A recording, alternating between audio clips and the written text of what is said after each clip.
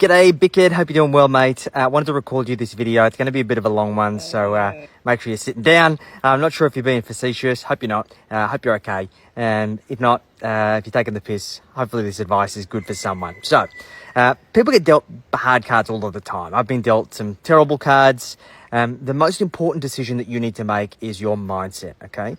You've mentioned that the odds are stacked against you, and we've got to realize that our mindset largely dictates our results, okay? There's this behavioral principle called confirmation theory, which basically means that as a person, when we've made a particular opinion or observation, or we have a certain belief, we typically look for external stimulus that reinforces that belief.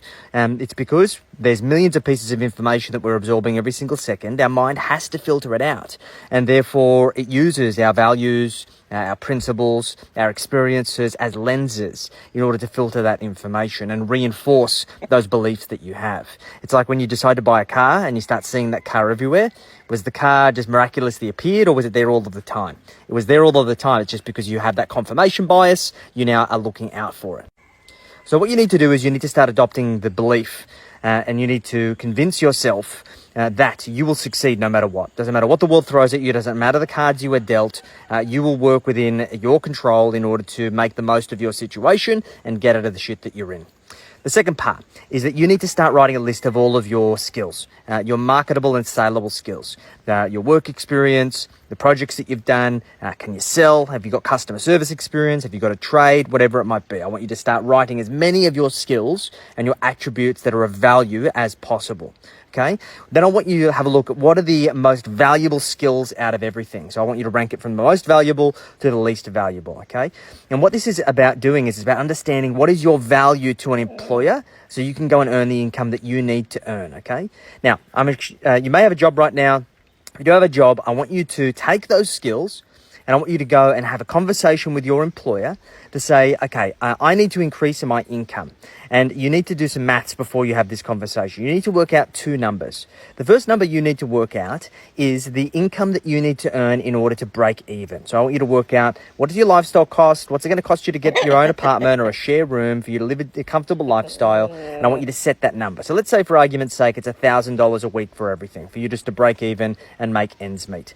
We then need to earn $1,000 net, but then we've got to work out the tax. So let's assume it's going to be about $1,200 a week, right? That's your income target number one. Income target number two is the first scenario plus 20%, because we need 20% surplus in order to start building a war chest. This is going to be your emergency fund that's going to help you get ahead of your situation. So let's say you need $1,000 a week. You now need $1,200 net. That, if we gross that up, it's probably about $1,500 gross. So these are your two income targets. Now, when you go and speak to your employer, you're going to say, look, this is my value to this organization. I have reevaluated my situation and I need to earn this amount in order for me to break even, and this amount in order for me to get ahead. What would I need to do for you in order to warrant earning that amount of money? What do I need to make more sales? What do I need to bring in business? What do I need to do more hours? Whatever it needs to be. Now, if any of my employees comes and has this type of conversation with me, I will give them a specific set of KPIs and metrics in order to achieve that income target. I even teach them how to do this. Most employees and employers don't think like this.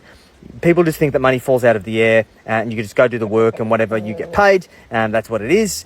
Everything is negotiable. And if you understand your value to an organization and how you can earn more for delivering more value, then that's going to put you in a really strong position. Now, a general rule of thumb is what I call the rule of a thirds. The rule of a thirds is that in a business, 1/3 goes to wages, 1/3 goes to operating expenses, 1/3 goes to the owner. As a business owner, that 1/3 is my compensation for the risk I take for the 2/3 that I pay to everyone else.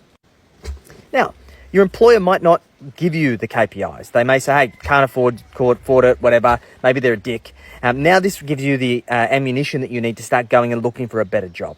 So I want you to have the same conversation. Get your CV structured really well. Make sure that you lead with your most marketable and saleable skills. Show your value to that organization. If you don't understand that value, you need to find it out, okay? Why is it worth them investing that, say, $1,500 a week in you, right?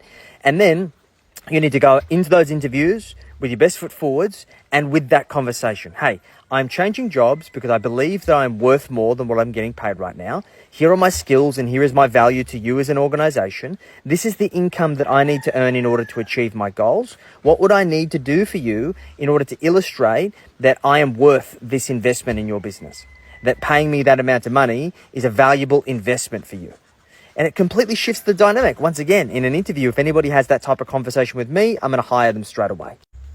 Now, the last part is maybe you don't have marketable and saleable skills. You don't have the necessary skills that allows you to earn more money. And that means you need to acquire those skills. And all of those skills are free, right? You've got access to books. You can go to the library. There is an infinite amount of information online for free where you can learn modern new age skills that are highly valuable for businesses and organizations. Those skills are all typically surrounded around wealth. And it's not wealth in respect to what I do with my clients, investing and building wealth, but it is about making businesses money. So generating leads, social media marketing, doing high ticket closing, whatever that might be, saving them money by process automation, by using tools like Zapier and Make, all of these other ways that you can go into a business and remove the wastage. You can help automate and systemize the way that they do things in their business because they just don't have time or they don't have the skills to do it, right? And ultimately, if you can save them time, you can also save them money. So if you don't have these skills, you need to learn them. Just go and search on Google, go search on YouTube, go to the library and go and get books on marketing, sales, process automation. There's a ton of information out there if you want to acquire those skills. And businesses will pay you thousands of dollars a month in order to provide those services. So I hope this gives you a little bit of a head start, mate. Once again, you got to have the right mindset. You got to have the right ideas and you got to take the right action. And if you do these three things, you will get better outcomes in your life. It is basically guaranteed. So I wish you all the best. If you've got any other questions, hit me up in the comments and I'll catch you later.